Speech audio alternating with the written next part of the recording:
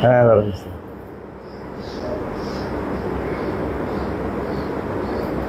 বিসমিল্লাহির রহমানির রহিম। আলহামদুলিল্লাহ রাব্বিল আলামিন ওয়াসসালাতু ওয়াসসালামু আলা আশরাফিল আমবিয়া ওয়াল মুরসালিন নবিয়িনা মুহাম্মদ ওয়া আলা আলিহি ওয়া সাহবিহি আজমাইন, আম্মা বা'দ। আলহামদুলিল্লাহ, আমরা পড়ছিলাম শাইখুল ইসলাম মুহাম্মদ বিন আব্দুল ওয়াহাব রাহমাতুল্লাহির কিতাব ফদলুল ইসলাম, ইসলামের শ্রেষ্ঠত্ব বা ইসলামের মর্যাদা, ইসলামের ফজিলত নিয়ে আলোচনা করছেন সেখানে। তো আমরা অনেকগুলো অধ্যায় পড়েছি, আজকে আমরা আরেকটা অধ্যায় পড়ব ইনশাআল্লাহ। বাবু কাউলিল্লাহি তাআলা ফাআকিম ওয়াজহাকা লিদ্দীন হানিফা। বাবু কাউলিল্লাহি তাআলা ফাআকিম ওয়াজহাকা লিদ্দীন হানিফা। আল্লাহর বাণী ফাআকিম ওয়াজহাকা লিদ্দীন হানিফা। এরপরে তিনি একটা কওল, দুইটা কওল, তিনটা কওল, তারপর আবার হাদিস আনবেন অনেকগুলো। তো আমরা প্রথম যেটা এটা থেকে পড়ি ইনশাআল্লাহ। দুই পড়ো। باب قول الله تعالى فأقم وجهك للدين حنيفا فطرة الله التي فطر الناس عليها.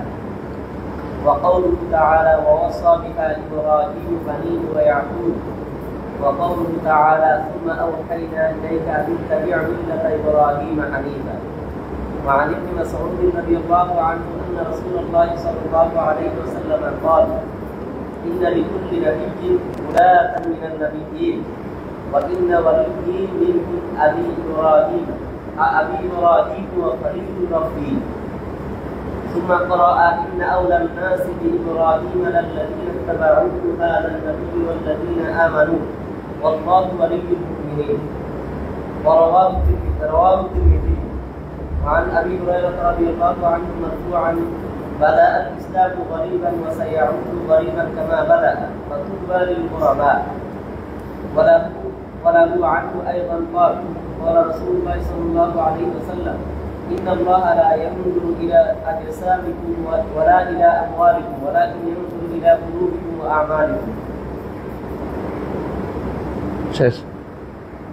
হ্যাঁ, طيب আমরা পড়ি। বিসমিল্লাহির রহমানির রহিম। আল্লাহ তাআলা মহান আল্লাহর বাণী ফাআকিম ওয়াজহাকা লিদ্দীন হানিফা।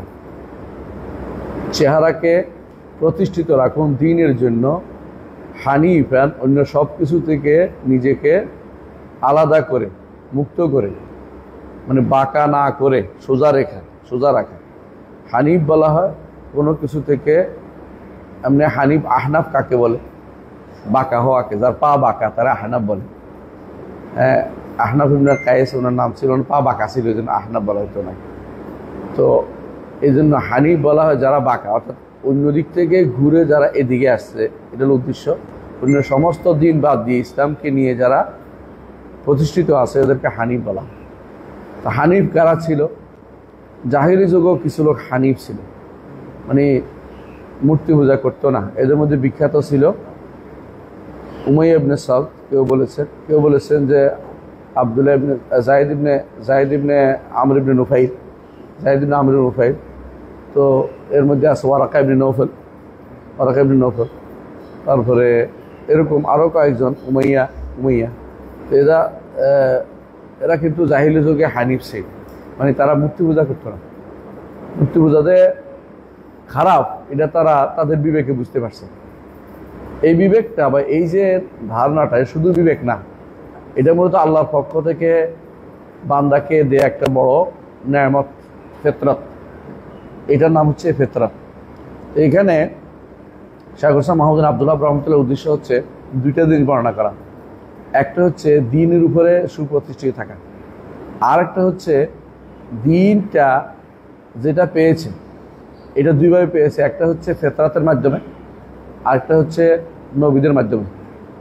ফিতরতের মাধ্যমে যেটা আসছে, নবীদের মাধ্যমে এটার মধ্যে ফোকাস করেছে, মানে এটাকে ঠিক রেখেছে। আপনারা জানেন যে চোখে আলো আছে, কিন্তু বাইরের আলো না পড়লে চোখের আলো কাজ করে না। আল্লাহ ফিতরতটা দিয়েছে, এটা চোখের আলোর মতো। বাইরের আলো না পড়লে চোখের আলো যেমন দেখা যায় না, বাইরের আলো নবীদের নবুয়ত এবং ওয়াহি এবং রিসালত যখন আসে, তখন এই মানুষের এই ফিতরতটা জেগে ওঠে। আর কখনো কখনো ফিতরত যদি শক্তিশালী হয়, তখন তারা বুঝতে পারে যে আমার দ্বারা শিরকটা যেন না হয়। শিরকের দিকে বা বেদাতের দিকে তারা যায় না। তারা বুঝতে পারে যে এগুলি বা মানুষের তৈরি চিন্তাভাবনা বা মানুষের ভুল চিন্তাভাবনা তারা বুঝতে পারে। তো এই জন্য তিনি বলছেন যে ইসলামের শ্রেষ্ঠত্ব হচ্ছে এটা, ইসলাম গ্রহণ করাটাই বড় কথা নয়, ইসলাম গ্রহণ করার দাবিটাই বড় কথা নয়, ইসলামের আমৃত্যু ইসলামের উপর টিকে থাকে এবং ইসলামের উপরে হানিফ একান্ত অন্য সব কিছু একনিষ্ঠ ইসলামের উপর থাকা, সব কিছু বাদ দিয়ে ইসলামের উপর থাকা, এই জিনিসটাকে এটার নাম হচ্ছে প্রতিষ্ঠা করা। অর্থাৎ চেহারাকে প্রতিষ্ঠা রাখা। এই জন্য বলছে চেহারা হচ্ছে আশরাফুল আদা, শরীরের মধ্যে শ্রেষ্ঠ অংশ হচ্ছে চেহারা। এই জন্য আরবরা চেহারায় মারে না এবং রাসূলুল্লাহ সাল্লাল্লাহু আলাইহি ওয়াসাল্লাম তিনি চেহারায় মারতে নিষেধ করেছেন এবং বলছেন যে চেহারায় মেরো না। হ্যাঁ, ফাইনাল্লাহ খালাকা আদম আলা সূরাতি, আল্লাহ তাআলা আদমকে তার চেহারা অনুসারে সৃষ্টি করেছেন। অর্থাৎ কি আদমেরও চেহারা আছে, আল্লাহরও চেহারা আছে, এটা এক অর্থ। আরেক অর্থ হলো আদমের চেহারা আদমের মতো, এই বর্ণটা শুদ্ধ না। আদমের চেহারা করে শুদ্ধ করেছে, এই বর্ণটা শুদ্ধ না। এটা অর্থ ডবল কথা, এটা কোনদিন শুদ্ধ হবে না। এই ব্যাখ্যা যারা দিয়েছে তারা ভুল ব্যাখ্যা দিয়েছে সব সময়, মনে রাখতে হবে। তাহলে শুদ্ধ অর্থ হচ্ছে আল্লাহ তাআলা আদমকে সৃষ্টি করেছেন চেহারা বিশিষ্ট করে। আল্লাহরও চেহারা আছে, আদমেরও চেহারা আছে, বুঝে আসছে? আর এটা হলো আসলে এইটাও শুদ্ধ যে চেহারার মধ্যে মানে যে কোনো দিক থেকে একটা মিল পাওয়া যাবে। একদিকে মিললেই, আমরা আগেও বলেছিলাম যে একদিকে মিললেই এটা সর্বদিকে মিল হওয়া দাবি করে না। তো আল্লাহর চেহারা বান্দা আদমের চেহারা কোনো একদিকে চেহারা নামে যেমন মিল আছে, চেহারা এটাও চেহারা, এটাও চেহারা, চেহারা বুঝাচ্ছে এইটার একদিকের নামে মিল হইলেই এটা একরকম হওয়া লাজেম আসে না। সুতরাং আল্লাহ তাআলা চেহারা অনুসারে তিনি আদমকে সৃষ্টি করেছেন, আদমকে চেহারায় মারতে নিষেধ করেছেন। যদি আদমকে আদমের চেহারা অনুসারে সৃষ্টি করেছে তো মারার প্রশ্ন না আসতো না, বরং স্পষ্ট বর্ণনা আসছে খালাকাল্লাহু আদম আলা, অন্য বর্ণনা আসছে আলা সূরাতির রহমান। হ্যাঁ, আলা সূরাতিহি যদি দমির হয়, দমিরের মার জানিয়ে ঝগড়া হয়। কিন্তু যদি সূরাতুর রহমান বলে তখন আর কোনো কথা থাকে না। এই জন্য এটার উপরে একটা বই লিখছে শেখ সম্ভবত হামুদ তুওয়াইজিরি রাহিমাহুল্লাহ অথবা ইসমাইল আল আনসারি, যিনি বাহেস দারুল ইফতার, তারা এর উপর একটা বই লিখছে যে খালক আদম আলা সূরাতুর রহমান, এই নামে বই লিখছে। এটা আপনারা খুব পাইবেন। হ্যাঁ, আব্দুর রহমান সরাসরি বলছে এইখানে, এই জায়গাতে যারা খালক আদম আলা সূরাতে আদম বলছে এরা বিভ্রান্তিতে আছে। বড় বড় ইমামের মধ্যে দুই একজন ভুল করছে। হ্যাঁ, লিকুল্লে আলেমিন হাফওয়া ও লিকুল্লে জাওয়াদিন কাবওয়া, প্রত্যেক আলেমের কি আছে দুই একটা হাফওয়া থাকতে পারে। হাফওয়া বুঝেননি মানে ভুল আর কি, আর দুই একটা লাক্সাস বলে বা ভুল ত্রুটি। আর প্রত্যেকটি ঘোড় সওয়ারের একটা দুই একটা কি থাকতে পারে, মুসট খাইতে পারে, দুই একবার মুসট খাইতে পারে। কাবুয়া মানে বলে লিকুল্লে জাওয়াদিন কাবুয়া ও লিকুল্লে আলেমিন হাফওয়া। সুতরাং এটা এই যারা এটা বলছে তারা ভুল বলছে। অর্থাৎ আদমকে অবশ্যই আল্লাহ তার রহমানের সূরতে সৃষ্টি করেছে, কিন্তু সেই সূরতের একটা দিক মিল থাকলেও সব দিক মিল হবে না, কারণ লাইসা কামিসলিহি শাই ওয়া হুয়াস সামিউল বাসীর। একটা দিক মিল থাকলেও সব দিক মিল হবে না, কারণ আমরা আগেও বলেছি যে একটা দিক মিল হইলেই এক হওয়া জরুরি না। কেমন ওয়া উতুবিহি মুতাশাবিহা, জান্নাতে যে সমস্ত ফল দেয়া হবে এগুলি রুম্মান আছে, কিন্তু দুনিয়ার রুম্মান না, নামে মিলছে কামে মিলে নাই। কারণ ইবনে আব্বাস বলেছেন জান্নাতে যে সমস্ত নেয়ামত দেওয়া হবে সেগুলো নামে এক হবে, বাস্তবে এক হবে না, নামের দিক থেকে এক হবে। আল্লাহ তাআলা তালহিম মানদুব জিলিম মাদুব মাইম মাসকুব ফাকিহাতিন কাসিরাতিন লা মাকতুআতিন ওয়ালা মামনুআ, এবং ফুরুশও দিবে, ফুরুশুম মারফুআ, তাই না, বিছানা সুন্দর গালিচা, এগুলি সব নাম তো মিলছে কিন্তু কাজে একরকম না। ঠিক চেহারাও এভাবে বলতে হবে, ঠিক আছে। আল্লাহ কুল্লাহ আমরা এটা উদ্দেশ্যে ইকামাতুল ওয়াজ লিল্লাহ ফাকিম ওয়াজহাকা, চেহারা বলা হয়েছে, চেহারার গুরুত্ব, চেহারা যদি কোনো দিকে ঘুরে পুরো শরীর সেদিকে ঘুরে যায়। কেউ যদি দিনের জন্য তার চেহারাকে প্রতিষ্ঠা করে, এর অর্থ কি? আকীদা হোক আমল হোক, কোনো ক্ষেত্রেই দিন থেকে অন্যদিকে সে চিন্তা করে না, দিন ছাড়া অন্য কিছু তার মাথায় আসে না। আকীদা এবং আমল প্রত্যেকটাই দিনের মধ্যে সে প্রতিষ্ঠিত থাকে, আকীদাতেও থাকে, আমলও থাকে। সে বেদাত আনে না, শিরিক করে না, বেদাত করে না। এটা দেখবেন শেষে অন্যান্য হাদিস যখন আমরা বুঝি বেদাতের উদ্দেশ্য, যারা দ্বীনের মধ্যে ফিতরাতের মধ্যে সুপ্রতিষ্ঠিত থাকে তারা শিরিক করতে পারে না, যারা দ্বীনের আমালের মধ্যে সুপ্রতিষ্ঠিত থাকে তারা বেদাত করতে পারে না। সুতরাং আপনার হানিফ অর্থ যে আয়াতের দাবি হচ্ছে এটা যে আকিম, হে নবী, আল্লাহ তাআলা তার নবীকে বলছেন। নবীকে বলা অর্থ হচ্ছে অন্যদের জন্য সেটা সবার জন্য বাধ্যতামূলক। নবীকে যেহেতু বলছেন, নবীর অনুসারীদের জন্য সেটা শুনতে হবে। যতক্ষণ পর্যন্ত কোনো স্পেশাল প্রমাণ পাওয়া না যাবে কোনো বিষয়ে যে নবীর জন্য খাস, ততক্ষণ পর্যন্ত সমস্ত নির্দেশ সমস্ত উম্মতের জন্য আম, যেমন রাখতে হবে।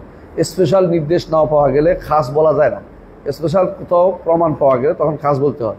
তো সেই হিসাবে যে আল্লাহর জন্য, আল্লাহর দ্বীনের জন্য চেহারাকে সম্পূর্ণরূপে অন্য সব কিছু থেকে মুখ ফিরিয়ে আল্লাহর দ্বীনের জন্য প্রতিষ্ঠিত করতে হবে।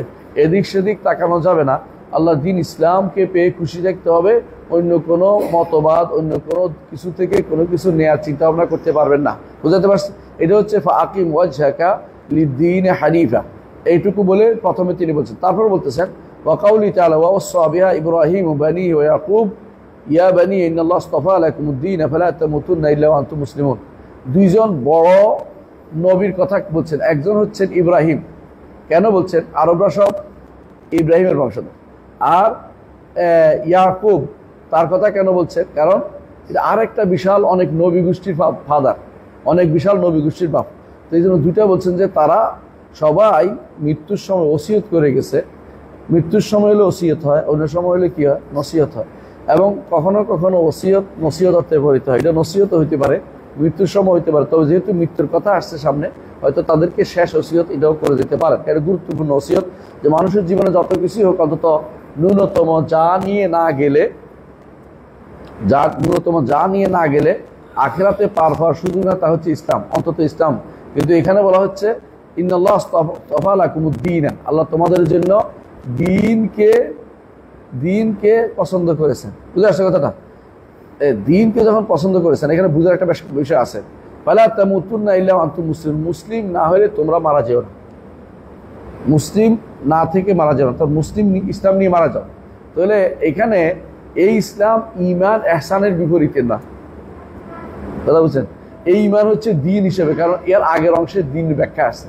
আমাদের দ্বীন ইসলাম, তাই না? এই দ্বীনের তিনটা মারাতেব কি? ইসলাম, ঈমান, ইহসান। তো দ্বীনের যখন প্রতিশব্দ হিসেবে আসবে তখন দ্বীনটা ইসলামকে বোঝাচ্ছে। তখন আর ওই ইসলাম, ঈমান, ইহসানের ভাগের প্রশ্ন আসতেছে না। তখন পুরো জিনিসটাই হবে আপনি ইসলামের উপর থাকতে হবে পরিপূর্ণভাবে।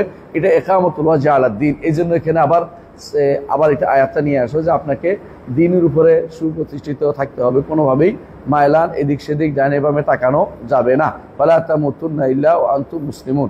তো এইটা বোঝাচ্ছে যে ইন্নাল্লাহ আস্তাফা লাকুমুদ্দীন, এই কথাটা দিয়ে আরেকটা দিন বোঝাচ্ছে যে ফিতরাতকে বোঝাচ্ছে। আল্লাহ তাআলা তোমাদের জন্য দ্বীন পছন্দ করেছেন। আল্লাহ তাআলা দ্বীন পছন্দ করেছেন। আমরা হাদিস পড়ব, সামনে আসবে যে আল্লাহ তাআলা মানুষকে, আয়াতেরও আছে, আল্লাহ তাআলা মানুষকে ফিতরাত দিয়েই পাঠিয়েছেন। বিশুদ্ধ ঈমানের গ্রহণ করার প্রবণতা দিয়ে পাঠিয়েছেন এবং তার মধ্যে সে আলো দিয়েছেন। সে আলোটা দিয়েছেন যে সে ঈমান আনবে। ফিতরাতের ব্যাপারে হাদিসগুলো, আয়াতগুলো আপনারা জানেন। এমনকি একটা আয়াতও আমরা অনেকেই অন্য জায়গায় ব্যবহার করি আমরা, সেটা হচ্ছে ওই আখাযা রাব্বুকা মিন বানি আদমা মিন যুহুরিহিম যুররিয়াতাহুম ওয়া আশহাদাহুম আলা আনফুসিহিম আলাস্তু বিরাব্বিকুম ক্বালু বালা। এইটার ব্যাপারে আমরা স্পষ্ট ইবনে তাইমিয়া, ইবনে কাইয়িমের মত হচ্ছে এটা হচ্ছে ফিতরাত, এবং এটার মাকালই ছিল না, এটা ছিল মাআনি। অর্থাৎ তারা এটা মেনে নিয়েছে, তাদেরকে এটা দিয়ে দিয়েছে যে আমি তোমাদের রব নই। তারা মেনে নিয়েছে, রুবুবিয়তের স্বীকৃতি দিয়ে আল্লাহ দুনিয়াতে পাঠিয়েছেন। এই জন্য রুবুবিয়তের স্বীকৃতি দিয়েই আল্লাহ কাউকে জান্নাত দিবেন না। রুবুবিয়তের স্বীকৃতির পরে যদি উলুহিয়ত থাকে তখন জান্নাত পাবে। এই জন্য যারা দুনিয়াতে আসছে ধরে নেওয়া হয় যে মুসলিমের সন্তান মুসলিম হবে, কারণ ফিতরাত বদলানোর কিছু নাই। কারণ বাবা তাকে জান্নাত, এই মসজিদের দিকে নিয়ে যাবে, তাকে দ্বীন শিক্ষা দিবে। কিন্তু কাফেরের সন্তান ফিতরাত নিয়ে আসছে, কিন্তু সে তো রুবুবিয়ত নিয়ে আসছে, উলুহিয়তের কিছু তার মধ্যে নাই। এই জন্য তাকে উলুহিয়ত না থাকার কারণে হাসরের দিন তাকে পরীক্ষা করে, সেই পরীক্ষা যদি পাশ করে তার জন্য জান্নাত, তাহলে তার জন্য জাহান্নাম যাবে। তো ফিতরাত সে তো নষ্ট করে নাই, কিন্তু উলুহিয়াতের তো আমল করে নাই। কারণ উলুহিয়াত না হলে কিন্তু ঈমান হয় না। আমরা আগেও জেনেছি যে রুবুবিয়তের সাথে উলুহিয়াত লাগবেই। সুতরাং এই জন্য তার জন্য পরীক্ষার বিষয়টি রাখা হয়েছে, কথা বুঝছেন? তো এই কারণে আমরা এখানে তো বলছি যে ইন্নাল্লাহ আস্তাফা আলাইকুমুদ্দীন, আল্লাহ তোমাদের জন্য দ্বীনকে পছন্দ করেছেন। এই দ্বীন আল্লাহ তাআলা আমাদের দ্বীনের মূলের যে আবেগ, মূলের যে আবেদন, এটা আমাদেরকে আল্লাহ তাআলা আমাদের অন্তরের ভিতরে ঢেলে দিয়েছেন। এবং সেটার কারণে আমরা ঈমানের প্রতি স্বাভাবিকভাবে যদি কোনো পরিবর্তন না হয়, তাহলে ঈমানের দিকে আমরা ধাবিত হই।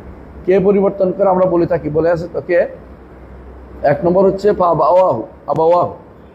আবাওয়াহু ইউহাউদানিহি আও ইউনাসরানি আও ইউমাজ্জিস। দুই নম্বর হলো বন্ধু বান্ধব। দলিল রাসূলুল্লাহ সাল্লাল্লাহু আলাইহি ওয়াসাল্লাম বলেছেন, আলমারু আলা দীনি খালিলি ফালিয়ানজুর আহাদুকুম মান ইউখালিল। 3 নম্বর হচ্ছে পরিবেশ।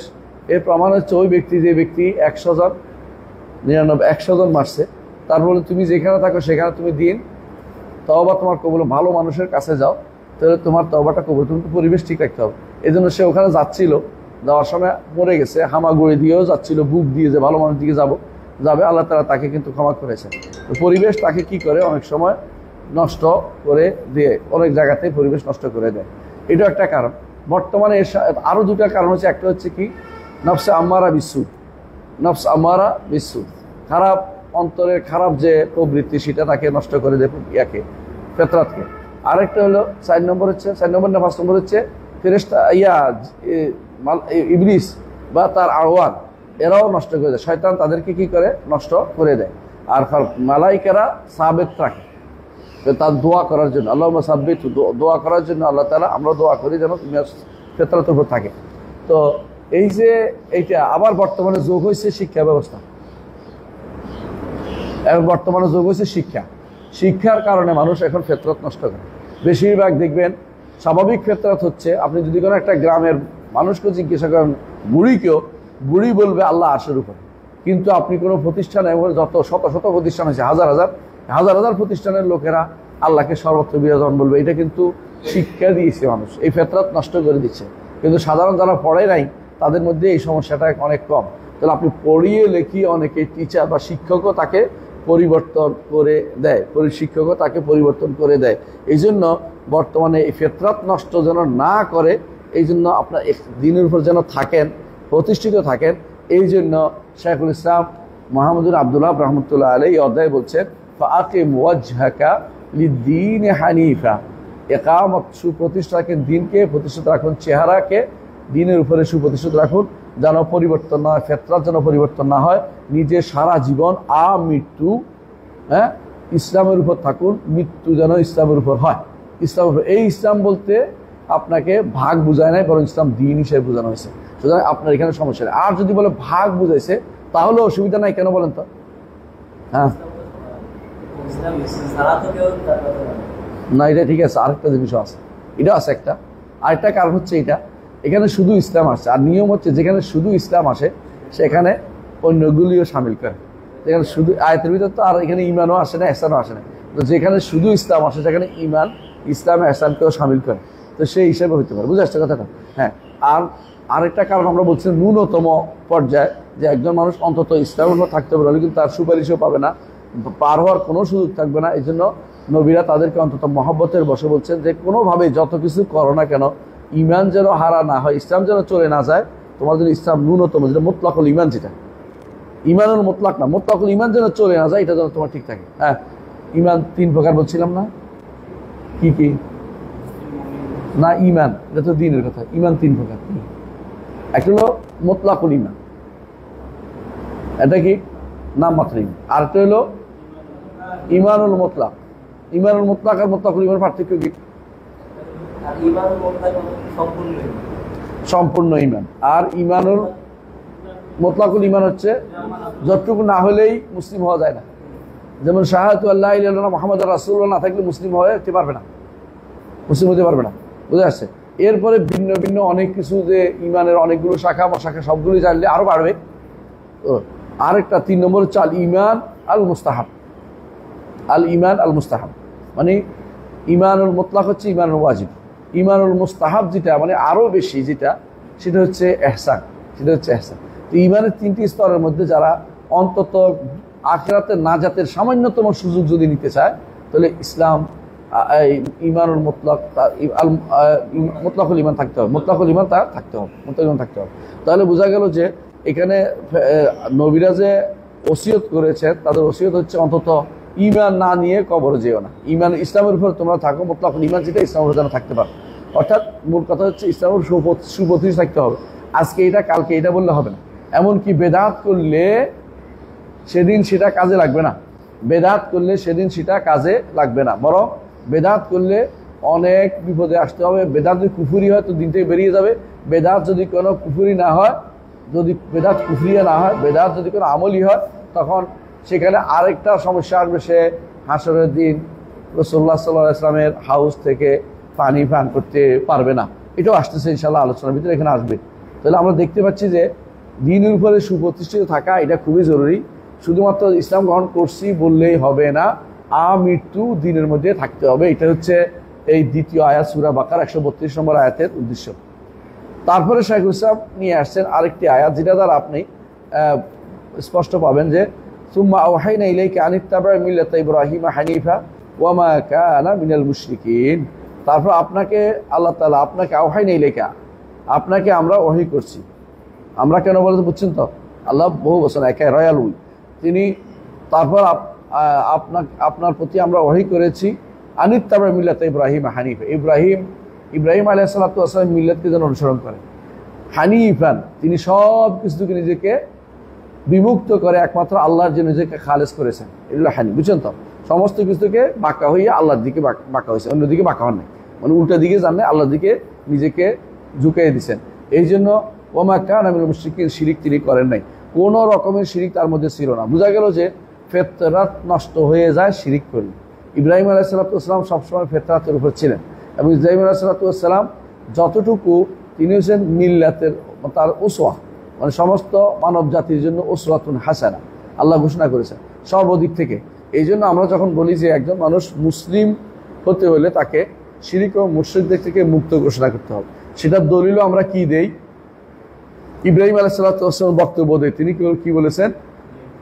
হ্যাঁ, কাদ কানা লাকুম আয়াতুন ফি ইব্রাহিমা ওয়াল্লাযিনা মা'আহু উসওয়াতুন হাসানাতুন ফি ইব্রাহিমা ওয়াল্লাযিনা মা'আহু ইয ক্বালু ইন্না বুরাআউ মিনকুম ওয়া মিম্মা তা'বুদুনা মিন দুনিল্লাহ আই বুরাআউ মিনকুম মিনাল মুশরিকিন ওয়া মিম্মা তা'বুদুনা মিন দুনিল্লাহ মিনাশ শিরক। অর্থাৎ আমরা শিরক ও মুশরিকদের থেকে সম্পূর্ণরূপে মুক্ত। এই বক্তব্যটাই আমরা এনে আনি ইসলামের সাথে, কারণ তিনি ইসলামের চরম প্রমাণ দেখিয়েছে ইসলাম কাকে বলে। এই জন্য তার মিল্লাতে আবিকুম ইব্রাহিম বলেছে। যদি কোনো আবিকুম বলে আরবদের বলে তাও তিনি মিল্লাতের পিতা, আর যে আমাদেরকে বলে তাও তিনি এই মিল্লাতের পিতা, কারণ এই মিল্লাত হচ্ছে ইসলাম। মিল্লাত আবিনা মানে মিল্লাত ইসলাম হচ্ছে ইব্রাহিম আলাইহিস সালাতু ওয়াস সালামের প্রতিষ্ঠিত দিন, যেটা ইব্রাহিম এর আগেও ছিল, কিন্তু তার সন্তানদের মধ্যে এটা চালু আছে এবং তারা এটাকে যথাযথভাবে বাস্তবায়ন করেছে। এই জন্য ইসলামের উপর থাকতে হবে। আল্লাহ নবীকে কেন এটা বলছেন? কারণ আরবের মুশরিকরা আগে কিসের উপর ছিল? শিরকের আগে ইব্রাহিম আলাইহিস সালাম মিল্লাতের উপর ছিল। আবার নষ্ট করেছে, আমরা ওদিন বলেছিলাম একজন নষ্ট করেছে, কি নাম? আমর ইবনে লুহাই আল খুজাই, এই লোকে নষ্ট করেছে। তো আল্লাহ নবীকে আল্লাহ তো নির্দেশ আপনি আগের জায়গায় চলে যান। কোথায়? ইব্রাহিম আলাইহিস সালাম মিল্লাতের উপর আপনি থাকেন। তো সেটা ইব্রাহিম আলাইহিস সালাম মিল্লাত ছিল যে সেটা কখনো ফিতরাতকে নষ্ট করে নাই,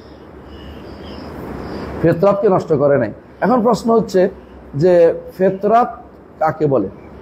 ফিতরাত বলতে যদি কোনো নবী ইসলামকে বুঝায়, তাই না? তাহলে ইসলামকে বুঝাইলে অর্থ হচ্ছে যে আল্লাহ তাআলা ইসলামকে দিন হিসেবে মৌলিক যে দিন অংশটা সেটা মানুষের অন্তরে দিছে, ফিতরাতটা দিছে। অর্থাৎ আল্লাহকে মানা, আল্লাহ দিন মানার মতো প্রবণতা তৈরি করে দেয়া, এটা ফিতরাত হইতে পারে ইসলাম অর্থে। আর ফিতরাত বলতে যদি কোনো সম্পূর্ণ ইসলামকে বোঝায় তাহলে সম্পূর্ণ ইসলাম কিন্তু দেয় নাই। মানে সম্পূর্ণ ইসলাম অর্থ হচ্ছে ইসলামের আমলও দিয়ে দিছে, তাহলে তো আশেপাশে জানা যাওয়ার কথা সবাই, এটা তো আর দেয় না। ইসলামের আমলের অংশটুকু এইটা দেয় না, এটা মানুষকে অর্জন করতে হয়, এটা দুনিয়াতে প্রমাণ দিতে হয় যে সে আল্লাহরই ইবাদত করে। সে যদি বলে যে আমি ফিতরাতের উপর আছি আর কিছু করবো না, তাহলে বোঝা গেল সে ফিতরাতের উপর দাবি পূরণ করে না। ফিতরাতের দাবি হচ্ছে যে আল্লাহ যেটা বলছেন ফাআকিম ওয়াজহাকা লিদ্দীনি হানিফান ফিতরাতাল্লাহি আল্লাতী ফাতারান নাস আলাইহা লা তাবদীলা খালকিল্লাহ যালিকা দুল কাইয়্যিম ওয়ালাকিন আকসারুন নাস লা ইয়ালামুন। এই আয়াতের মধ্যে ফাকিম ওয়াজহাকা লিদ্দীনি হানিফান, তো চেহারা প্রতিষ্ঠা করবে কিসের জন্য? দ্বীনের জন্য। আর দ্বীনটা হলো ফিতরাত, তাহলে চেহারা প্রতিষ্ঠা করা হচ্ছে ফিতরাতের অতিরিক্ত, মানে আপনাকে ফিতরাতের মধ্যে থাকতে হলে এদিক সেদিক তাকাতে পারবেন না, ইবাদত একমাত্র আল্লাহর জন্য করবেন, শিরিক করতে পারবেন না, বিদআত করতে পারবেন না, এটা হচ্ছে ফিতরাতের দাবি। এই জন্য শাইখুল ইসলাম এখানে আনছেন যে ইসলামের দাবি হচ্ছে এটা, যে আপনি মুসলিম হওয়ার দাবি হচ্ছে এটা, যে এদিক সেদিক আপনি তাকাতে পারবেন না। এখানে আরেকটি হাদিস আনা যায়, সেটা হচ্ছে রাসূলুল্লাহ সাল্লাল্লাহু আলাইহি ওয়াসাল্লাম বলেছেন, সহিহ মুসলিমে আসছে, হাদিসটা হচ্ছে আইয়াদ ইবনে হামার রাদিয়াল্লাহু আনহু হাদিস। তিনি বলেছেন যে হাদিসে কুদসি এটা, ইন্নী খালাকতু ইবাদি হুনাফা কুল্লি, আমি আমার সকল বান্দাকে হানিফ করে সৃষ্টি করেছি। ফাআতাতুমুশ শায়াতিন ফাইস্তালাতুম আন দীনহিম, শয়তানরা এসে তাদেরকে দিন থেকে দূরে সরিয়ে দিয়েছে। তাহলে দিনটা হচ্ছে ফিতরাত, দিনটা হচ্ছে ফিতরাত, বুঝছেন তো? শয়তান এসে জ্বালাওয়াতন অর্থ হলো সাধারণত কাগজ দেশান্তরী করলে ইস্তারাত বলা তো দেশান্তরী করা। আগেকার দিনে মানুষকে যদি কেউ অন্যায় করতো তাকে ওই বিভিন্ন জায়গাতে দিত, বিভিন্ন দ্বীপান্তর দিত। এবং রসুলের যুগেও ওই একটা শাস্তি ছিল, আপনারা জানেন যে একটা শাস্তি ছিল, কেউ যদি কোনো বেবিচার করতো, অবিবাহিত বেবিচারের শাস্তি কী ছিল? এখন তো এটা দেয় না, কেন বলতে পারবেন তো? এখন কেউ এই জায়গা তো খালি নেই, সব জায়গায় কেউ কোনো দ্বীপ, কোনো না দেখো রাষ্ট্রের অধীন, আপনার ওখানে দিলে কি দিবে নাকি? আর দ্বিতীয় আরেকটা কারণ হচ্ছে, ওখানে গেলে সে আরেকটা শয়তানি বসাবে, হ্যাঁ, এই জন্য তাকে এখন জেলে পুরে। তো জেলে এখন ওইটার বিকল্প হয়েছে কোনটা? 1 বছরের যে দ্বীপান্তর বা তাকে দেশান্তর, হ্যাঁ, তাহলে আরো বিকল্প হয়েছে। কারণ আপনি যদি কোনো দেশান্তর তারা আমেরিকা পাঠান, তো আরো শয়তানি বড়। তো এই জন্য এটার জন্য শাস্তি হচ্ছে যে 1 বছরের জন্য তাকে জেলে পুরে রাখতে হবে, তাকে 100 বেত্রাঘাত এবং 1 বছরের জেল, বুঝছেন তো? 1 বছরের জেল। তবুও হানাফিরা অবশ্য 1 বছরের জেল বলে না, কিন্তু সহিহ হাদিস দ্বারা তাকরিব 1 বছরের জেলের কথা আসছে। হানাফিরা বলে যে কোরআনের উপরে বাড়ানো যাবে না, কোরআনের উপরে বাড়ানো যাবে না, বাড়ানোর কোনো কিছু নেই, কোরআন যেটা বলছে এটার সাথে রাসূলুল্লাহ সাল্লাল্লাহু আলাইহি ওয়াসাল্লাম যুক্ত করেছেন, এবং রাসূলের যা যুক্ত করেছেন, আলা ইন্নামা ইন্নী উতিতুল কিতাবা ওয়া মিসলু মা আহসান, হ্যাঁ, রাসূলুল্লাহ আলামা কুল্লু মা হারামা রাসূলুল্লাহ মিসলামা হারাম আল্লাহ, রসুল যা হারাম করেছে আল্লাহ তা হারাম করে, রসুল যা শরীয়ত দিয়েছে আল্লাহ তাআলাও তা শরীয়ত দিয়েছে, ওটাকে এটা ভাগ করার কোনো সুযোগ নাই। যারা এই ভাগটা করেছে, আমি আশ্চর্য, এই ভাগটা কিন্তু এই ভাগ থেকে আবু হানিফা রাহমাতুল্লাহ থেকে আসলে আসছে না? আসে নাই, এই ভাগটা আসে নাই, ওনার কাছে কোনো হাদিসে আসলে দেখি তিনি বলেন নাই। পরবর্তীরা এই ভাগটা করে এগুলিকে একটা অসুল বানাই দিচ্ছে। এই ভাগটা করে একটা অসুল বানাইলে অনেক সমস্যা আছে। এরা কি বলে যে পরবর্তীরা অসুল বানায়, যেটা কোরআনে আসছে এটা হচ্ছে আসল, আর যেটা হাদিসে আসছে এটা হচ্ছে নিম্নমানের। এই যে নিম্নমানের কথাটা, এই কথাটা ঠিক না, বরং কোরআনে কারীমও ওয়াহী, হাদিসও ওয়াহী। হ্যাঁ, আর কোরআনে কারীমে আল্লাহ যা বলছেন, রাসূলুল্লাহ সাল্লাল্লাহু আলাইহি ওয়াসাল্লাম বাকিটা তিনি বলে দিয়েছেন, এটাও ওয়াহী হিসাবে আসছে। দুটাকে আমাদের মানতে হবে, সুতরাং বিচার ব্যবস্থার জন্য যেমন 100 বেত্রাঘাত কার, হ্যাঁ, যে ব্যক্তি বেবিচারী, অবিবাহিত বেবিচারী, তার জন্য আবার 1 বছরের জেলও আছে। এবং রাসূলুল্লাহ সাল্লাল্লাহু আলাইহি ওয়াসাল্লাম নিজে ব্যবস্থাপনা করেছেন। আপনারা জানেন যে ওই এক ব্যক্তি রাসূলের দরবারে হাজির, কি জন্য? বলি, ইয়া রাসূলুল্লাহ, আমার ছেলে ওর এখানে করতো, ভাড়ায় খাটতো, মানে জন খাটতো, জন খাটা বুঝেন না? জন খাটতো। তো জন খাটতে ওর বউর সাথে অপকর্ম করে ফেলাইছে, হ্যাঁ। তো এরপরে সবাই বলছে যে তোমার ছেলে তো মারিয়ে ফেলবে। তো আমি ভয়ে 100টা ইয়া দিয়া ওর সাথে চুক্তি করে তুই মাফ করে দিস, ওর 100টা জিনিস দিছে, 100টা ওট বা গোড়া দিছে। তো এখন পরে আমি জানতে পারছি যে আমার ছেলের উপর মৃত্যুদণ্ড তার বউর উপর, কারণ সেটা আরেকজনের বউ, আর এটা ছেলে তো অবিবাহিত। তো এই জন্য আমি এখানে আসছি। তখন রাসূলুল্লাহ সাল্লাল্লাহু আলাইহি ওয়াসাল্লাম বলে যে এই তার জিনিস তাকে ফেরত দাও, 100টা ছাগল ফেরত দাও, ছাগল ফেরত দাও, আর তোমার ছেলের উপরে 100 বেত্রাঘাত এবং 1 বছরের জেল। আর ওই আনিস যাও 19 ফাইন তারাফাত ফারজুমহা, 19 যদি যাও, মহিলা যদি কোনো স্বীকার করে তো রজম করে মারতে হবে। তাহলে রাসূলুল্লাহ সাল্লাল্লাহু আলাইহি ওয়াসাল্লাম বাস্তবায়ন করেছেন। এখানে কেউ বলতে পারে না যে তিনি বাস্তবায়ন করেন নাই। হ্যাঁ, রাসূল তো বাস্তবায়ন করে দেখাইছেন, যে যেহেতু রাসূল বলেছেন যে তার হাদিসও বলেছেন, বাস্তবায়নও করেছেন, সুতরাং এটাকে কোনোভাবেই ইয়া থেকে হুদুদ থেকে বাদ দেওয়া যাবে না। এখন হুদুদটা, এরা বলে যে হুদুদটা ছিল রাসূলের পক্ষ থেকে, এটা ছিল তাজিরি, কিন্তু একটা হদ হয়ে গেলে এর ভিতরে আবার তাজিরের প্রয়োজন নাই, বরং এটা দূরের পুরাটাই কি ছিল, হদ ছিল। এটা হলো আমাদের মত, বা এটা আমরা পছন্দ করি, যদিও এটা অনেকেই পছন্দ করছে না। আল্লাহ কুল্লাহ ওই মশলা যাচ্ছি না, আমরা এখানে কি জন্য এটা আসলাম। হ্যাঁ, ইন্নী খালাকতু ইবাদি হুনাফা কুল্লিহিম ওয়া ইন্নাহুম আতাতহুমুশ শায়াতিন ফাজতালাতুহুম আন দীনিহিম। শয়তানরা এসে তাদেরকে দিন থেকে জ্বালাওয়াতন করছে, জ্বালাওয়াতন মশলা নিয়ে গেছিলাম দিকে, মানে কি দেশান্তর করছে, কারণ দিন থেকে দূরে সরাই দিছে, দিন থেকে দিন চ্যুত করে দিছে, দিন বিচ্যুত করেছে।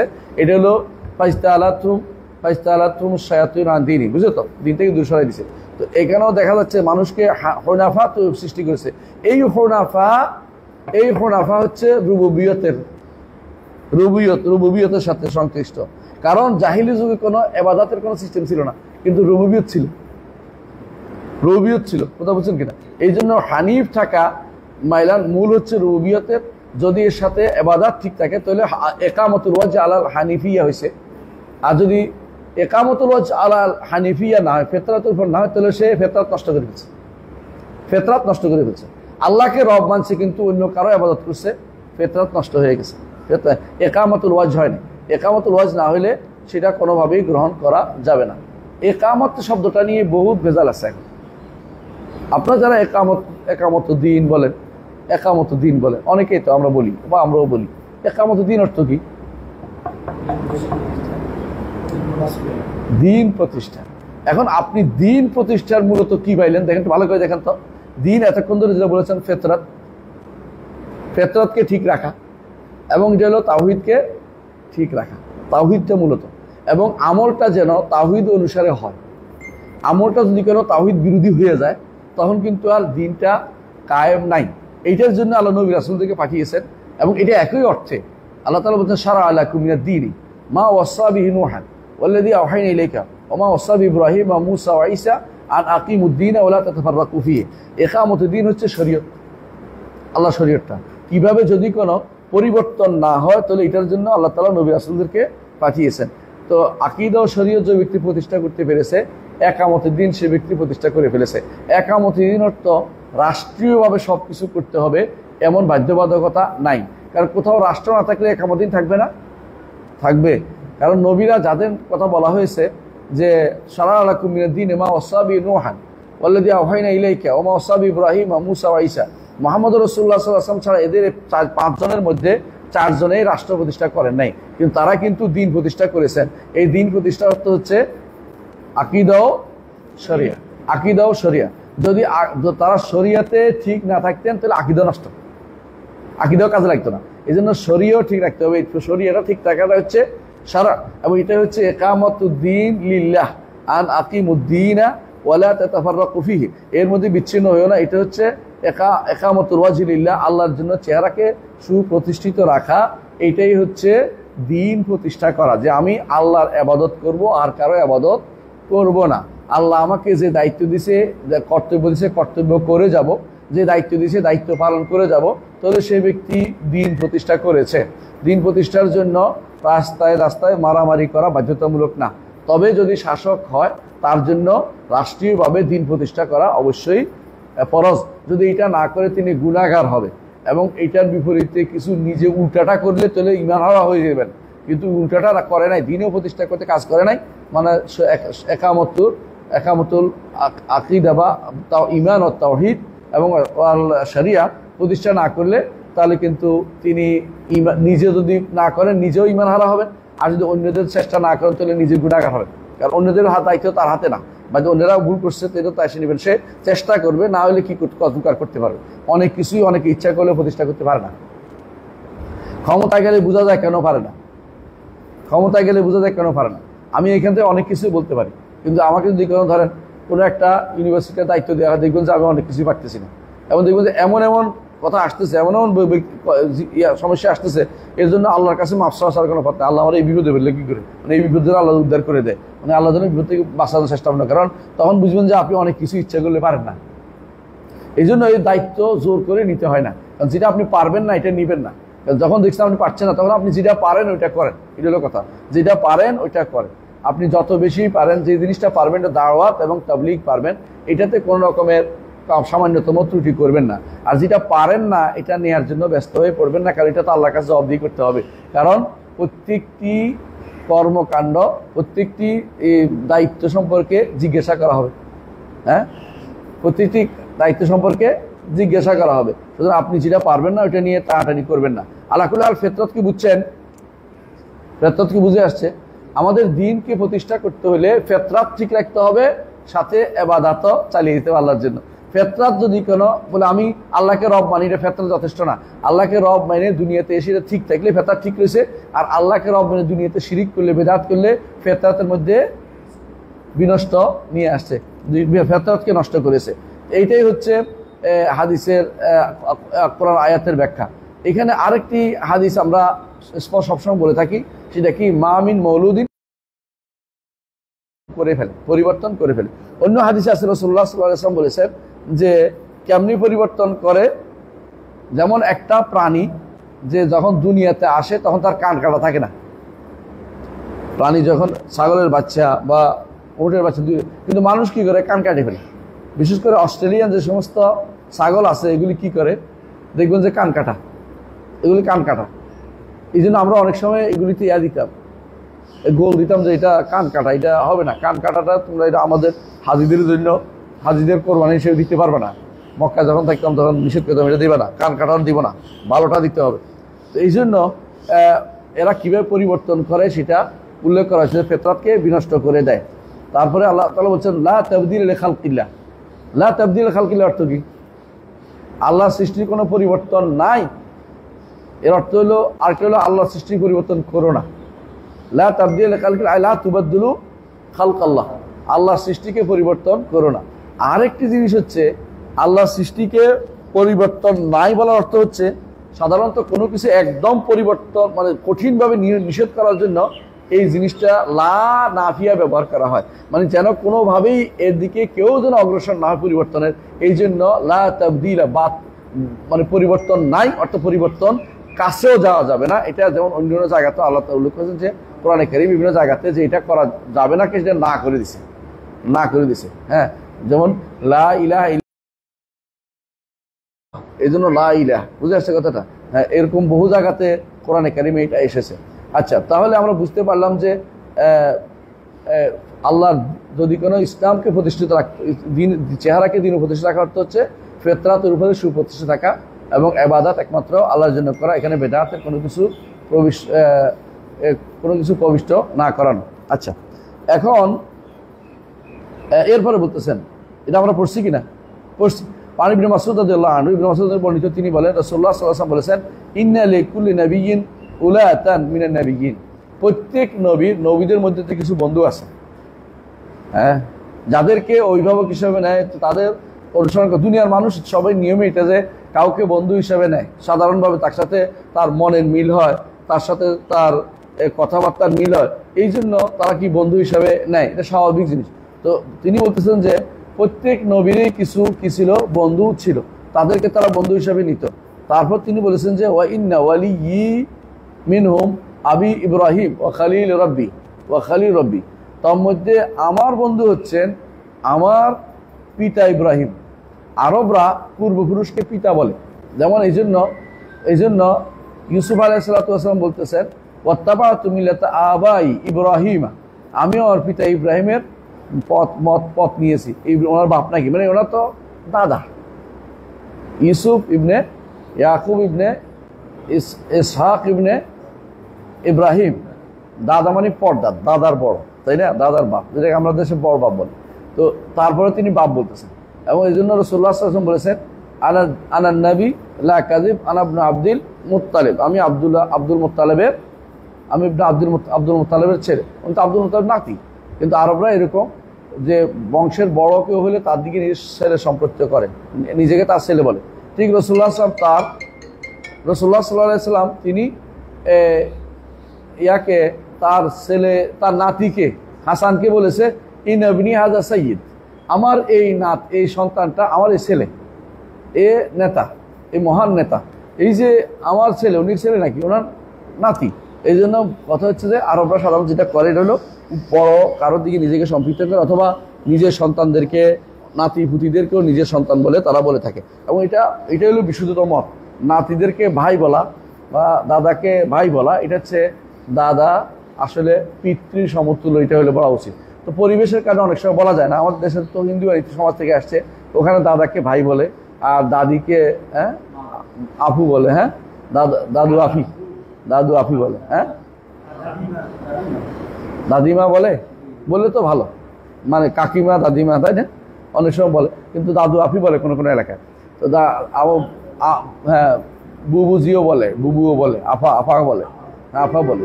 এগুলি কিন্তু ঠিক না, তাদের কিন্তু মায়ের সম্পর্ক, এটা মায়ের সম্পর্ক, এবং দাদারা দিকে এটা বাপের সম্পর্ক। আল্লাহ এটাই বলছেন কোরআন কারীমে, রাসূল সাল্লাল্লাহু আলাইহি ওয়াসাল্লাম এটাই উল্লেখ করেছেন। সুতরাং এখানেও তিনি বলছেন আমার বন্ধু হচ্ছে তাদের মধ্যে আমার পিতা ইব্রাহিম ওয়া খালিল রব্বি, আর তিনি আমার রবের বন্ধু। খালিল অর্থ হচ্ছে যার বন্ধুত্ব অন্তরের রন্ধ্রে রন্ধ্রে প্রবেশ করেছে, সে হলো খালিল। তো খালিল এবং হাবিবের মধ্যে পার্থক্য কি কে বলতে পারবে? হাবিব এবং খালিলের মধ্যে পার্থক্য বলো।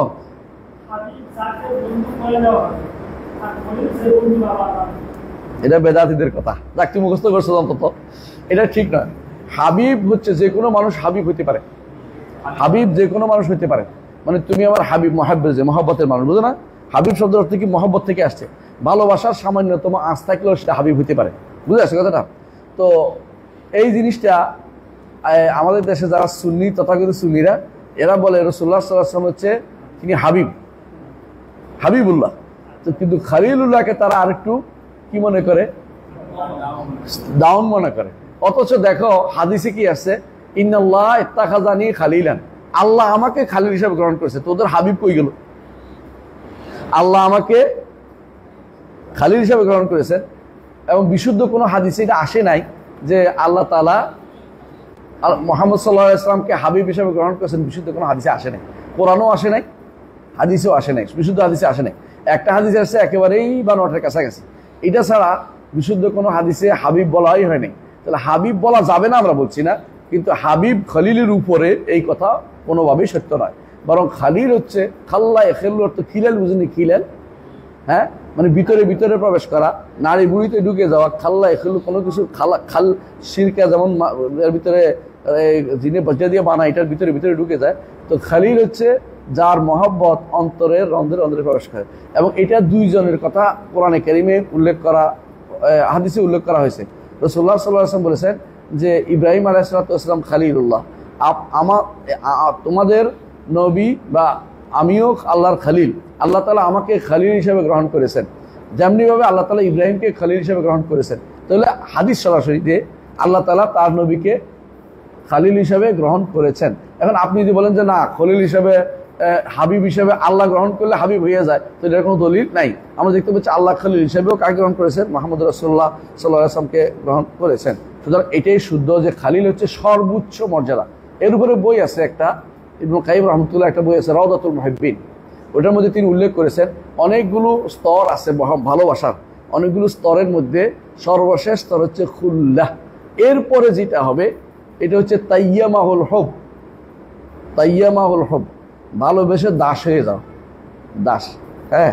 তো ভালোবেসে দাসত্ব গ্রহণ করা, তো তাকে কারো সময় এইটা আল্লাহ ছাড়া কারোর জন্য হতে পারে না। কিন্তু যারা শিরি ফরহাদ অথবা লাইলি মজনু এদের উদাহরণ দেয়, তারা কি বলে যে হ্যাঁ তিনি তো যার প্রেমে পাগল অমুক, হ্যাঁ, ওই প্রেমে পাগল হওয়া জায়েজ নেই। একমাত্র আল্লাহকে ভালোবেসে কেউ যদি কোনো মা হয়, বেরিয়ে যায়, কথা জানে না, কি করছে বলতে পারবে না, আল্লাহর ভালোবাসা সেটা জায়েজ, কিন্তু সীমা লঙ্ঘন করতে পারবে না। সীমা লঙ্ঘন বুঝেন কিনা? হ্যাঁ, আল্লাহর ভালোবাসা সাহাবায়ে কেরামকে বেহুশ হয়ে পড়িয়েছিল 2 দিন।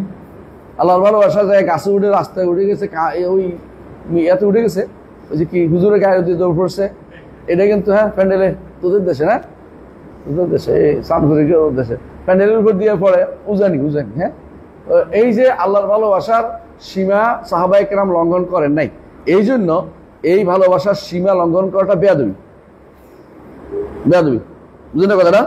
কারণ এটাই ভালোবাসা কিসে মিশ্রিত? ভালোবাসার সাথে ভয়ও মিশ্রিত, আশাও মিশ্রিত। এই ভালোবাসা শুধু ভালোবাসা হলে এটাকে বলে ভক্তিবাদী। আর ভক্তিবাদ হচ্ছে সম্পূর্ণ ইসলাম বিরোধী। ভক্তিবাদী যে যারা জিন্দিক, তারা ভক্তিবাদীরা জিন্দিক। এই জন্য কেউ যদি বলে আমি অমুকের ভক্ত, আমি বলে আস্তাগফিরুল্লাহ, ভক্তি হইও না, তাকে ভালোবাসো। ভক্তি শব্দটা এখানে আসবে না, কথা বলছেন কিনা? ভক্তিবাদী আলাদা আলাদা। ভক্তিবাদী হচ্ছে আমি আবেগ দিয়ে যেটা তাড়িত হয়, আবেগ তাড়িত যে ভালোবাসা, এটা ভক্তিবাদ। এবং এটাতে সে শরীয়তের তোয়াক্কা করে না, সে মনে করে আমি যেহেতু ভালোবাসি তাকে আমি যা ইচ্ছা তা করতে পারি। ওই যে বলে যে মজনু হ্যাঁ কুকুরের পায়ের মধ্যে চুমা দিচ্ছেন, তাই না? তো জিজ্ঞেস কুকুর পা দিচ্ছে কেন? কয় আমি সে তো আমার দিয়ার লাইলা দিয়া লাইলার বাড়িঘর দিয়ে ঘুরে আসছে, এই জন্য দুটা কুকুর চুমা দিচ্ছে। শরীয়তে ওইসব আবেগের কোনো স্থান নাই। শরীয়ত আবেগটা কি দিয়ে আবেগ নিয়ন্ত্রণ করতে হবে? শরীয়ত দিয়ে নিয়ন্ত্রণ করতে হবে। বলে যে আপনার আবেগে একটা জায়গায় থেমে যেতে হবে। আপনি যদি কোনো আল্লাহর ব্যাপারে এমন কোনো কথা বলেন, আপনি যদি আল্লাহর ব্যাপারে এমন কোনো কথা বলেন যেই কথাটি আপনি বুঝতে পারেন যে এটা আদবের বাইরে চলে গেছে, তখন সঙ্গে সঙ্গে এটাকে ফিরে ফিরে আসতে হবে। কিছু মানুষ আছে আল্লাহ তুই একেবারে ন দিলে মানে খারাপভাবে কথাবার্তা বলে আল্লাহকে, এগুলি কোনো ইসলামে জায়েজ নেই। কারণ এটা হচ্ছে কি হ্যাঁ দুলালি ভরা। দুলালি বুঝেন তো? আল্লাহ করে দুলাল বুঝেননি? আল্লাহ করে দুলাল বুঝেননি? কি ছেলে একবারে আবদার করে বসে রয়েছে, হ্যাঁ আমারে একটা হ্যাঁ ইয়া কিনে দিত, বাস্কুপ কিনে দিত এবং হ্যাঁ বুঝেন নাই? আল্লাহ দুলাল যারা এটা বলে তাদাল্লুল বলে, তাদাল্লুল বলে। কোনো কোনো বাচ্চা নষ্ট হয়ে যায় পিতামাতার অতি আদরে, অতি আদরে। তো কেউ যদি নিজেকে মনে করে আমি আমার রবের একবার অতি আদরের বান্দা, হ্যাঁ এই জন্য নিজে ভয় না থাকে, সেখানে আশার কথা না থাকে, সেখানে ভালোবাসা দিয়ে আমি অতি আদরের এবং আবেগ দিয়ে এইটা করে ওইটা বলে ওইটা করে ফেলে, এটা জায়েজ নেই, হারাম। এই যে বললে এটা জিন্দিক হয়ে যাবে। কারণ আর সবসময় মুহাদ্দিসিন মুফাসসিরিন একটা কথাই বলতেন যে যে ব্যক্তি আল্লাহর ইবাদত করবে শুধু ভালোবাসা দিয়ে, সেই ব্যক্তি জিন্দিক, বুঝে আসছে? আর যে ব্যক্তি শুধু ভয় দিয়ে ইবাদত করবে সে ব্যক্তি খারেজি, আর যে ব্যক্তি শুধু আশা দিয়ে ইবাদত করবে সে ব্যক্তি মুরজিয়া। তাহলে বোঝা গেল এই ভালোবাসার জায়গাটা কখনো সীমা লঙ্ঘন করা যাবে না। ভালোবাসতে গিয়ে আপনাকে ভালোবাসার একটা স্তরে থাকতে হবে যে আমার এই কথা, আমার আচরণ, আমার ভালোবাসা, আমার কথা আচরণ, আমার কর্মকাণ্ড যেন আল্লাহর শরীয়তের সীমার বাইরে না যায়। আপনি যদি বলেন আল্লাহরে পাইলে আমি গাছের মাথায় তেল দিয়ে দিতাম, এইটা এইগুলো হচ্ছে সীমা লঙ্ঘন করা। কারণ আপনি আল্লাহর মাথার কথা আপনাকে বলছে কোথাও, তো আপনি বাড়াবাড়ি করতেছেন না। আল্লাহ কি তেলের দরকার আছে? আল্লাহ বলছে। তো এই জাতীয় কথাগুলি যারা বলে যে মুসা আলাইহিসসালাম নাকি দেখছে কোন পাগলে রে, হ্যাঁ হ্যাঁ সে বলতেছে যে আল্লাহরে পাইলে তেল দিতাম, আল্লাহরে পাইলে এটা করতাম ওইটা করতাম। তো মুসা বলছে এক ধমক দিছে, ধমক দিয়ে বলছে এই তুই কি বলিস এগুলি? তো বলে ওহি আমদ সোয়ে মুসা আজ খোদা বন্দা এ মা করদি মিজুদা, মানে ফার্সি করতেছি আমি, কেন এটা ওয়াজ শুনছি এই জন্য বলতেছি না, মনে থাকতো না, মনে গায়ের ওয়াজ। হ্যাঁ 40 বছর শুনছিস তুই? এই তো মুসার কাছে ওহি আসছে কি তুমি আমার বান্দাকে আমার থেকে পৃথক করে দিলে। এটা কত বড় মিথ্যা কথা আপনি বুঝতে পারেন? মুসা আলাইহিসসালাম পাগলের ধমক দিয়েছে, 100% ঠিক ছিল ধমকটা। আল্লাহর পক্ষ থেকে ওহি আসে নাই, এটা বানাইছে ওহি। এই ওহি আসে নাই যে আমার বান্দাকে আমার থেকে পৃথক করে দিয়েছে, মানে পাগলামি করতে থাকুক। এই জন্য তারা কি করে দেখবেন যে পাগলামি করে চলতেছে, কথা উনি তো মাজুব, মানে জজবার কারণে কি করতেছে এগুলি ধরা যাবে না, উল্টা পাল্টা করলে এগুলি কথা বলা যাবে না। জজবা হালতে বলছে, হালত জজবা হালতে অমুক, হালত অমুক, এই আহওয়ালগুলি শয়তানের আহওয়াল। এই জন্য আবু বকর শিবলিরও ধরা খাইছে একবার। আবু বকর শিবলি তিনি ছিলেন ওই অনুরূপভাবে আরো কয়েকজন। এদেরকে যখন জিজ্ঞাসা করেছে যে আপনারা তো দুনিয়াতে অনেক হাল দেখাইতেন, মকাম দেখাইতেন, হাল আর মকাম বুঝো কিনা? হাল আর মকাম বুঝো কিনা? হাল আর মকাম হচ্ছে সুফিদের কাছে তুমি চেষ্টা করে একটা স্থানে পৌঁছছো জিকির করতে করতে, ওখানে গেলে তোমার উপর একটা হাল তৈরি হলো, অবস্থা আসবে, মানে একটা ভালো একটা কিছু পাইবা। তো এরা কি করে কিছুক্ষণ ইবাদত করতে করতে হঠাৎ করে বলে ফেলে সুবহানি সুবহানি মা আযামু শানি, আমি কত পবিত্র, আমি কত, আমার শান কত বেশি। মানে হালে সে, বুঝছো কিনা, মোকামে গেছে, হাল আসছে এবার। এই জন্য অনেক তবলিগি ভাইরা বলে আপনার হাল কেমন হয়েছে, তো হালের বলে যে আমার হাল হয়েছিল, আমার মকাম হয়েছিল, এটি বলে। কিন্তু তুই জানিস না, আমি জানি করতেছি, আমি শুনতেছিলাম গাড়িতে বসে একে অপরকে জিজ্ঞাসা করতেছে হালের অবস্থা কি, মোকামের অবস্থা কি, বুঝছি তো ওরা ওইদিকে আবার রওনা হয়ে গেছে ঘুরে ফিরে আবার। হ্যাঁ, মাদানী জামাত, এই বুঝছিস তুই, মাদানী জামাতের কথা বলছি। হ্যাঁ, এরকম আরো গোষ্ঠী আছে, এরা কি করে হাল আর মকামে খুঁজে, এরা চোখ কোনো ভালো করে আবাদ করতে করতে একটা জায়গা যায়, এখন সে চোখে সে দেখতেছে রসুল, সে দেখতেছে ফেরেশতা, সে দেখতেছে এই তো আল্লাহর কথা কথা আসতেছে, সে চোখ বন্ধ করলেও দেখে, চোখ খুললেও দেখে, সে পাগলের মতো, সে এটার মনে করতেছে কি হাল, আর এটার বলতেছে কি হাল, কিন্তু সে একটা মকামে পৌঁছছে আবাদ করতে করতে। হ্যাঁ, এটার দলিল দেখিবেও জানো, আল্লাযিনা জাহাদু ফিনা লানাহদিয়ান্নাহুম সুবুলানা, যারা আমার পথে প্রচেষ্টা চালাইতে চালাইতে মকামে পৌঁছে তাদের উপর আমি হাল জারি করে দেই। ওই হুজুর, তোমার এই তাফসীর করতে কইছে কেনা? তোমার মতো ভণ্ড দুনিয়াতে আরেকটা আছে কিনা? এই ভণ্ড নীতি তোমার করতে কইছে কেনা? কে শয়তানি করছে? মিথ্যা কথা, এগুলো তো শয়তানি করা, আল্লাহ দিন নিয়ে ঠাট্টা মস্কারি করা, এগুলি আল্লাহ দিন নিয়ে ঠাট্টা মস্কারি করা। অবশ্যই এটা সাবধান করতে হবে আপনাদেরকে যে এগুলি বলা যাবে না। হাল মকামের এই প্রশ্নে একজন বলছে আমি স্বপ্নে দেখছি শিবলিকে, আবু বকর শিবলিকে। তারপরে আরেকজন নাম বলছে ওনাকে, তো ওনাকে জিজ্ঞাসা করছে আপনি তো এত হাল মকাম নিয়ে কথা বলছেন, মৃত্যুর পরে কি পাইছেন? হাল মকাম কিছু পাই নেই বেহুদা। তো কি পাইছেন? 2 রাকাত নামাজ পড়তাম রাতের অন্ধকারে গোপনে, ওইটা কাজে লাগছে। বুঝছেন নেই? দাসত্বের সীমা যেন লঙ্ঘন না করেন। দাস যেটা দাস হিসেবে থাকেন, দাস মনিবের কাঁধে সবার হওয়া চিন্তা করেন না, নাউজুবিল্লাহ। বুঝলেন না কথাটা? আল্লাহর কথা বলেন, মনিব বলছে আপনাদের কথা। কেউ যদি কোনো একটা দাস কিনে, দাস বুঝেন, দাস দেখেন নাই, সেনাবাহিনী তাদের অফিসারদেরকে দাসের মতো আচরণ করে, বুঝেন কিনা? দেখবেন যে কিভাবে দাসের মতো আচরণ করতেছে, দৌড়াচ্ছে পাগলের মতো, এটা করতেছে, একবারে করতেছে, লেফট রাইট করতেছে, এটা দাসের মতো আচরণ। তো একটা জিনিস, তো এরা দাসের মতো আচরণ কেন করে? তারা যেন যুদ্ধের ময়দানে যেন ভালো করতে পারে, এটা উদ্দেশ্য। আমাদের ইসলামে এরকম কিছু নাই, আল্লাহ মাফ করুক যদি এটা ওরা তৈরি করে নিয়েছে, এটাকে এত দাসত্বের আচরণ করা জরুরি না। কিন্তু তারাও দেখবেন সেনাবাহিনী এই লোককে কি ইচ্ছা করলে বড় অফিসারের সাথে সরাসরি কথা বলতে পারে। আমরা যখন এসএনসিতে ছিলাম, আমি ন্যাশনাল ক্যাডেট করেছিলাম এক সময়, তো সৌদি আরবে ন্যাশনাল ক্যাডেট করেছিলাম। ক্যাডেট কোর্স, ক্যাডেট করে নিয়ম হচ্ছে তুমি প্রথম তোমার উপরস্থ যে তার সাথে কথা বলতে পারবা, এর উপরের সাথে কথা বলতে পারবে, তিনি উপরের সাথে কথা বলে দিবেন। কথা বুঝছো? চেইন অফ কমান্ড বলে এটাকে। তো তুমি যে দৌড় দিয়ে যাই একেবারে প্রধান বিচারপতি, প্রধান ইয়ারে, হ্যাঁ, প্রধান যে কি প্রধান সেনাপতিকে যাই প্রধান বলে দিবা যে এই ঘটনা ঘটছে, এই সুযোগ জীবনেও নাই। হ্যাঁ, ঢাকা বিশ্ববিদ্যালয়ে থাকতে আমরা যে ডমনা ক্যাডেট করেছিলাম, তো ওখানে দেখতাম যে আমরা কথা বলতাম 1 নম্বর যে যিনি আছে আমাদের উপরস্থ, উনি বলতেন যে প্রধান ব্যক্তির সাথে, আমরা সরাসরি ওনার সাথে কথা বলার কোনো অনুমতি ছিল না। এখানে এই সিস্টেম যদি দুনিয়া দাসত্ব না, এটা তো স্বাধীন মানুষ, শুধু ট্রেনিং এর কারণে হয়। আল্লাহর সাথে কোন আচরণ করতে হবে এটা কিন্তু শিখার বিষয় আছে। আল্লাহর সাথে আপনি এমন কোনো কথা বলবেন যে কথাটা আপনার আদবের খেলাফ হয়, আপনার দাসত্বের সীমা লঙ্ঘন হয়ে যায়। দাসত্বের সীমা লঙ্ঘন করে এমন কথা বলেই মানুষ তাগুত হয়ে যায়। কেউ যদি বলে আমার শান কত বেশি, আমার জুব্বাতে আল্লাহ ছাড়া কেউ নাই, এই মকামের মধ্যে যাই এটি বলতেছে আমার জুব্বাতে, তারপরে হাল জারি হয়েছে, হাল তরে হয়েছে, এখন সে বলতেছে মাহফিল জুব্বা ইল্লাল্লাহ, আমার জুব্বাতে আল্লাহ ছাড়া কেউ নাই। এই জিনিসটা এখন সীমা লঙ্ঘন করে গেছে। কত সীমা লঙ্ঘন করছে? দাসত্বের সীমা লঙ্ঘন করে সে আল্লাহর জায়গায় নিজেকে বসানো, আদব নয়, শুধু বড় ধরনের বেয়াদবি করেছে। এই কাজগুলি যারা করবে, এটা সাহাবায়ে কেরাম কোনোদিন করেন নাই। কোনো সাহাবীকে দেখেন নাই জীবনে কোনোদিন এই সমস্ত কথা বলছে, কোনো তাবেঈ করেন নাই, কোনো তাবেঈ করেন নাই, কারণ তারা বুঝতেন যে এটা দাসত্বের সীমা লঙ্ঘন করে নাই।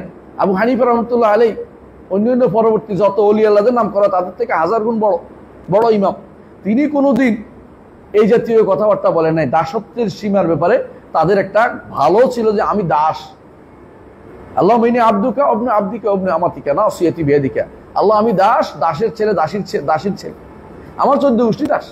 কার দাস? আমার রবের দাস, আর কারো দাস না, আমার আল্লাহর দাস। দাস কোনোদিন মনিবের জায়গা চেয়ারে বসা চিন্তা ভাবনা করতে পারে না।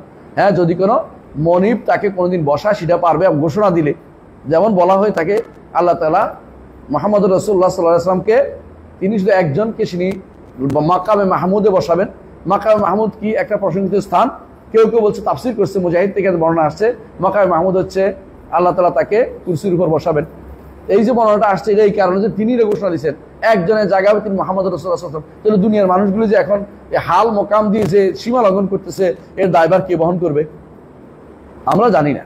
দিনকে যত কম বুঝবে তত সমস্যা বেশি হবে, মনে রাখবেন। একমাত্র মুহাম্মদ রাসূলুল্লাহ সাল্লাল্লাহু আলাইহি ওয়াসাল্লাম তিনি ইব্রাহিম আলাইহিস সালামের পরে যিনি খুল্লার মর্যাদা পেয়েছেন, খালিল। আল্লাহ ইন্নাল্লাহ তাখাযানি খালিলান কামাত তাখাযা ইব্রাহিমা খালিলান, যেভাবে ইব্রাহিম আলাইহিস সালামকে খালিল হিসেবে গ্রহণ করেছেন আমাকেও সেভাবে খালিল হিসেবে গ্রহণ করেছেন। তাহলে আল্লাহর পক্ষ থেকে হইলে হাবিব হয়ে যায়, কথাটা ঠিক নয়। বুঝে আসছে কথাটা? আমি আপনাকে বলতে পারি আপনি আমার হাবিবি, হাবিবি বলতে পারি। আরবরা এই জন্য একজন বলে হাবিবি আতলা, মানে উঠো বন্ধু, উঠো গাড়িতে উঠো, কিন্তু কখনো খালিলই বলতে পারে না, কারণ খালিল অন্তরে প্রবেশ করেছে, এটা খুব রেয়ার জিনিস। খালিল খুব কম হয়, এই জন্য বলে খালিলে ইয়ামা ওয়াফি আনতুমা ইজা কুনতুমা আলী ফাআলা মান উকাতা। কবিতা মনে রাখলে সুন্দর বেশি হয়, যে দুই বন্ধু আমার, তোমরা যদি কোন আমার পথে, তোমরা যেভাবে আমাকে দাবি করতেছো যে ভালোবাসো, কাজের ব্যাপারে তোমাদের কোনো খুঁজে পাই না, বোঝা গেল যে তোমরা আসলে আমার ভালোবাসাতে সত্যের দাবিদার নয়। বুঝলেন কথাটা? তো এই খালিল ওই বন্ধুকে বলে যে বন্ধু ছাড়া, যে বন্ধু চিন্তা ছাড়া, চিন্তা চেতনা ছাড়া মানুষের কোনদিন চিন্তা করতে পারে না। আল্লাহ তাআলা তার নবীকে সেভাবে গ্রহণ করেছেন, রাসূলুল্লাহ সাল্লাল্লাহু আলাইহি ওয়াসাল্লাম এই জন্য খালিল ছিলেন। ইব্রাহিমকে আল্লাহ তাআলা সেভাবে গ্রহণ করেছেন যে তিনি তার এই দাসকে কখনো ছেড়ে যাবেন না, দাসত্ব রাখছেন আবার খালিলও রাখছেন। বুঝলেন না কথাটা? এই জন্য আবদুহু ওয়া রাসূলুহু ওয়া খালিলুহু ওয়া খালিলুহু ওয়া সফিয়ুহু ওয়া নাজিয়ুহু, তিনি হচ্ছেন কে? মুহাম্মদুর রাসূলুল্লাহ সাল্লাল্লাহু আলাইহি ওয়াসাল্লাম। এই জন্য রাসূলুল্লাহ সাল্লাল্লাহু আলাইহি ওয়াসাল্লাম তিনি খালিল ছিলেন, এটা বলতে হবে। হাবিবের চেয়ে খালিলের মর্যাদা অনেক বেশি। হাবিব যে কোনো মানুষ হতে পারে, যে কোনো মানুষ হতে পারে। এই জন্য যে ব্যক্তি এই কবিতাকে বেশি স্থান দেয়, ওয়াল হাবিবুল্লাযী তুরজা শাফাআতুহু লিকুল্লি হাওলিন মিনাল আহওয়ালি মুক্তাহিমি। কবিতা ঠিক আছে রে, অর্থ জানাস নি? অর্থ কি?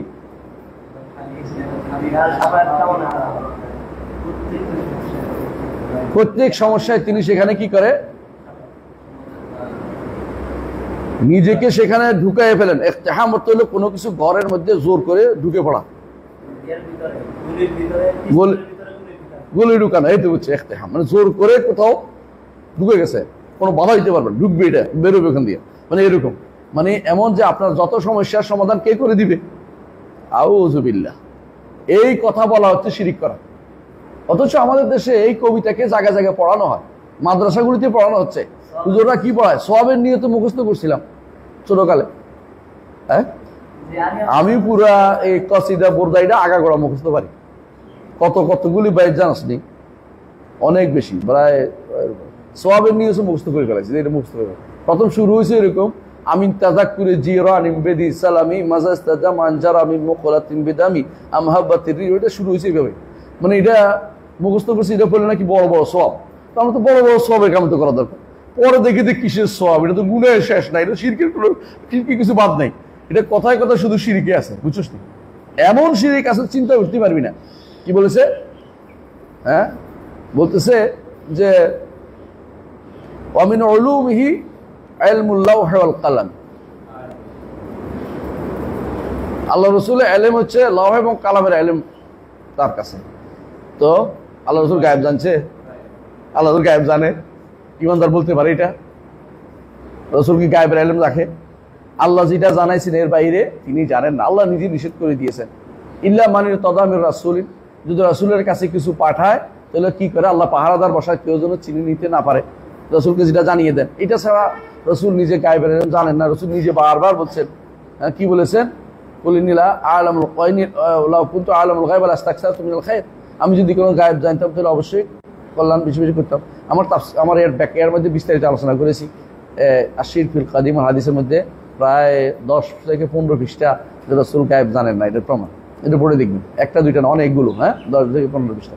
আলাকুল্লাহ, এটা আপনাদের দৈনন্দিন জিনিস, স্পষ্ট বুঝতে পারেন। রাসূলুল্লাহ সাল্লাল্লাহু আলাইহি ওয়াসাল্লাম তার স্ত্রী ব্যাপারে বদনামি তুলছে, তিনি আল্লাহর ওহীর অপেক্ষায় ছিলেন, কিচ্ছু বলতে পারতেছেন না। রাসূলুল্লাহ সাল্লাল্লাহু আলাইহি ওয়াসাল্লাম একবার তার ওট হারিয়ে গেছে, বলতে পারছেন না ওট কোথায় গেছে। রাসূলুল্লাহ সাল্লাল্লাহু আলাইহি ওয়াসাল্লাম বিভিন্নভাবে কে এই কাজ করেছে বলতে পারছেন আল্লাহ জানা দেওয়া পর্যন্ত। রাসূলুল্লাহ সাল্লাল্লাহু আলাইহি ওয়াসাল্লামকে মাঝে মধ্যে এই মুনাফিকরা মিথ্যা কথা বলে ধোঁকা দিত। রাসূল বলতে পারতেন না যে ধোঁকা দিছে? পরে আল্লাহ ওহী নাজিল করে বলছে লা তাকুম ফিহা আবাদান, এই জায়গায় আপনি দাঁড়াবেন না। কোন জায়গায়? মসজিদ দিরারে, লা মাসজিদুন উসসিসা আলা তাকওয়া মিন আউয়াল ইয়াউমিন আহাক্কু আন তাকুমা ফিহি, যেই মসজিদ প্রথম দিন নির্মিত হয়েছে তাকওয়ার উপরে, সেখানে আপনি দাঁড়াবেন, এখানে দাঁড়াবেন না। রাসূল কিন্তু ওয়াদা দিয়ে দিয়েছে আমি তাবুক থেকে আসে তোমাদের এখানে যাব, কিন্তু বড় তাবুক থেকে এসে আবার ভাঙিয়ে দিছে, কাজে তো আল্লাহ মানা করছে লা তাকুম ফিহা আবাদান, দাঁড়াবেন না। বোঝা গেল যে এরকম কোনো কুফরি ওয়াদা থাকলে এটা পূরণ করতে হবে না। হ্যাঁ, কুফরি ওয়াদা এবং গুনার ওয়াদা বুঝেন তো? গুনার ওয়াদা বুঝেন না? একজন আমার ফোন দিছে, ফোন দিয়ে বলতেছে, এটা হাসির কথা শোন, ফোন দিয়ে বলতেছে যে আমি একজনের সাথে ওই যে অপকর্ম চিন্তা ওয়াদা করছে, বুঝছেন তো, নারী আর পুরুষ। তো এখন ওনারে বলছিলাম যে ওনার কাছে বাইর হবো, হ্যাঁ যাবো, চলে যাবো। এখন তো বাইর হইতে পারতেছি না, এখন কি আমার কোনো গুণ হইব কিনা? আমি এখন কি করতে পারি বলো তো? আমার এমন রাগ উঠছে, আমি বললাম যে এখন হচ্ছে তোমার কি প্রশ্ন উত্তর দিব তোমারে? তুমি এখন তুমি যে বুঝতেছো না যে তুমি কত বড় গুণার মধ্যে আসো। তুমি অপকর্মের জন্য ওয়াদা চিন্তা করতে আসো, অপকর্ম ভঙ্গ হয়ে যাবো, বুঝছো না? অপকর্ম মানে গুণা হয়ে যাবো, অপকর্মের ওয়াদা ভঙ্গ হয়ে গেলে। তো অপকর্ম যে করতেছো ওইটার তোমার খবর নাই, অপকর্মের কোনো খবর নাই, তুমি ওয়াদার ভঙ্গে চিন্তা করতে আসো। বুঝে আসছো কথাটা? এই জাতীয় মানুষ আছে গুনার মধ্যে ওয়াদা করে, এমন চিন্তা করে আমি তো ওয়াদা করছি। হ্যাঁ, একজনে ওই যে অপকর্ম করে ওয়াদা করছে তোমার ছাড়া কারো বিয়ে করবে না, পরে আরেকখানে বিয়ে দিছে। এখন আমাদের ফোন দিয়েছে যে আমি তো এই ওয়াদা করছি অন্য বিয়ে, এখন আমার কোনো গুণ হইব কিনা, ওনার কাছে মাপসাইতে হইব কিনা? আর তোমারে আমার হাতের কাছে পাইলে যদি আমি যদি কোনো বিচারক হইতাম তোর সোজা লম্বা করে ফেলতাম। এই অপকর্ম আবার ওয়াদা, অপকর্ম আবার ওয়াদা, শয়তানি করে জায়গা পায় না। আল্লাহ কুল হাব, আমরা ওইদিকে না যাই, সহজ কথা বলতেছি যে খালিল শব্দটি, আমরা যে কথা বলছিলাম যে খালিল শব্দটি হাবিব শব্দের চেয়ে বহুগুণ বেশি। হাবিব সাধারণ যে কোনো ভালোবাসাকে হাবিব বলে, হব ভালোবাসা, এটা অন্য কোনো সাধারণ শব্দ হচ্ছে হব। এর চেয়ে একটু বেশি হলে উদ, খালিসাল উদ, একটু বেশি হলে খালিল, এর চেয়ে বেশি হলে তাইম বলে। অর্থাৎ যে ব্যক্তি হায়েম হয়ে গেছে, কি করতেছে হুঁশ পায় না, কি করতেছে জানে না। এক বেটা সালাত আদায় করতেছে, ইচ্ছা বলতেছি এটা সত্য না মানে এটা নেওয়া যাবে না, মানে এটা কাজটা ভালো করে নাই মজনু। তো একবার সালাত আদায় করছে, মজনু সামনে দিয়ে চলে যাচ্ছে, তো বেটা নামাজ ধরছে, তুই আমার নামাজ হাঁটলি কেন? তুমি যে আল্লাহর মহব্বত যদি সালাত আদায় করে থাকো তো আমার দেখলে কেন? তো কেন? আমি তো আমার লাইলার জন্য আমি কাউকে দেখিনি, আমি তো রাস্তা হাঁটতেছি, আমি কাউকে দেখি নাই। তুমি যে নামাজ পড়া দেখি নাই, কারণ আমি তো লাইলার ধ্যানে আছি। তুমি আল্লাহর ধ্যানে থাকলে তো আমার দেখলি কেমন?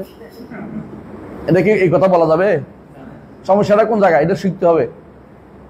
এটার হুজুরা ওয়াজ করবো, দেখবো যে এগুলো সুন্দর ওয়াজ করে চালাই দিচ্ছে ঘন্টার পর ঘন্টা। হ্যাঁ, আর যদি কোনো তোমাদের ওই কি জানি জায়গা একটা নাম আছে না, সূর্য উঠে নামে যে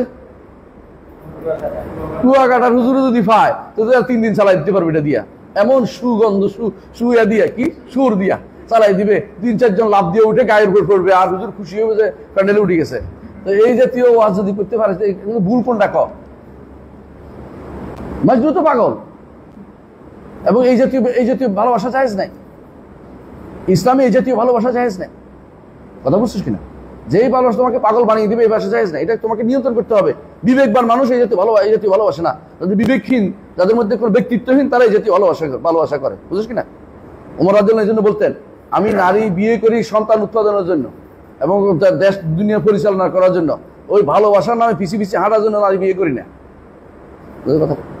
এই সাহাবা কেরামের মধ্যে এই জাতীয় কাজ ছিল না, এই জাতীয় কাজ হইতো না যে একজনের ভালোবাসার জন্য আমি দুনিয়া ছেড়ে পাগল হয়ে রাস্তা হাঁটতেছি। এগুলো পাগলদের কাজ, ব্যক্তিত্বহীনদের কাজ।